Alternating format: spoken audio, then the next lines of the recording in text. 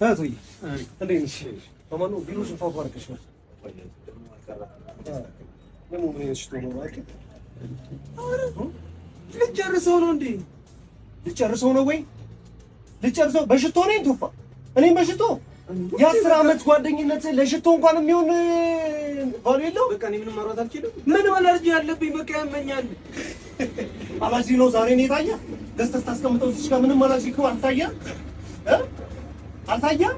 አንስቼ እኔ ስለተቀባሁት ስለዚህ ሽቶ አሳሰበ። የ10 ዓመት ጓደኝነታችን ወንድምነታችንን በሽቶ ትቀይራለህ?